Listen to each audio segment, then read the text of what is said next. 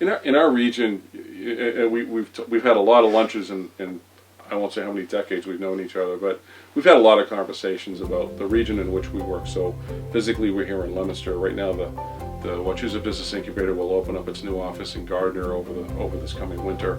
But there seems to be room for people to grow. There are huge distribution facilities that are now planned for Lancaster, Westminster, and then there are people who still want to scale up existing businesses and start up new ventures.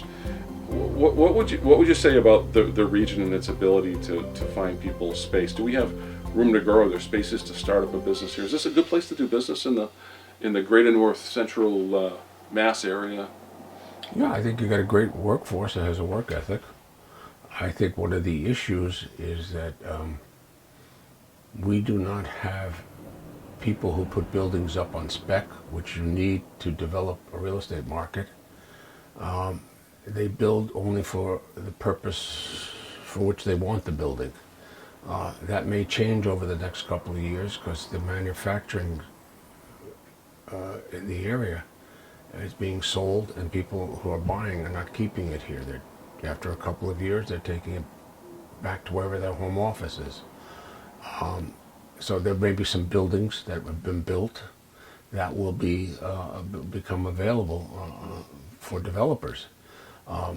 Devon's obviously is a huge factor, especially at the high end or the large employers. We've done a number of permitting jobs there. We've represented a number of people there. They are totally opposite of what some of the other cities and towns can go after. The other cities and towns really have very little land.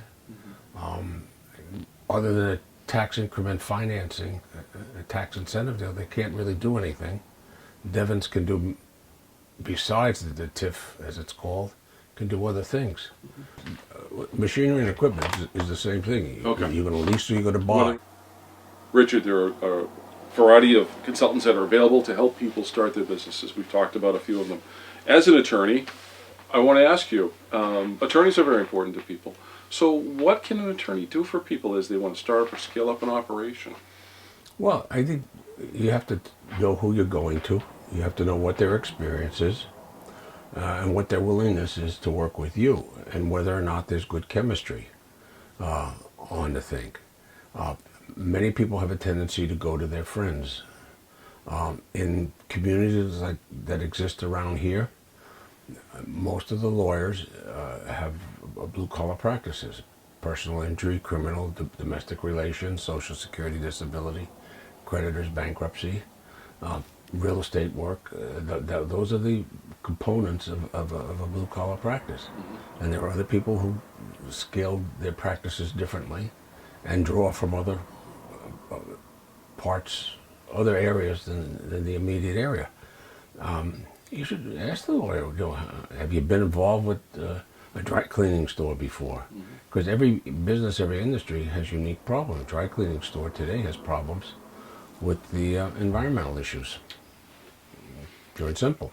Right, makes a lot of sense. A guy who's going into the asbestos removal business has troubles with the environmental issues. He's compliant. He needs specialty insurance requirements. He needs specialty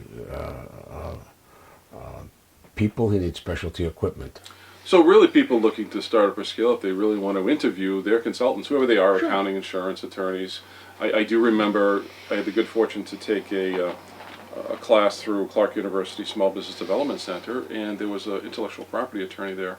This goes back a few years, and she was nothing but helpful and opened up my eyes. And yes, I suppose if surgeons and doctors have specialties, so do attorneys. So get to know them and pick the right one. Yeah, you mentioned intellectual property. If you're going into a manufacturing company or a distribution company, your logo could be very important to you. It could be worth substantial money to you. So you should, generally speaking, the lawyer you use in business should be able to refer you to a good IP attorney.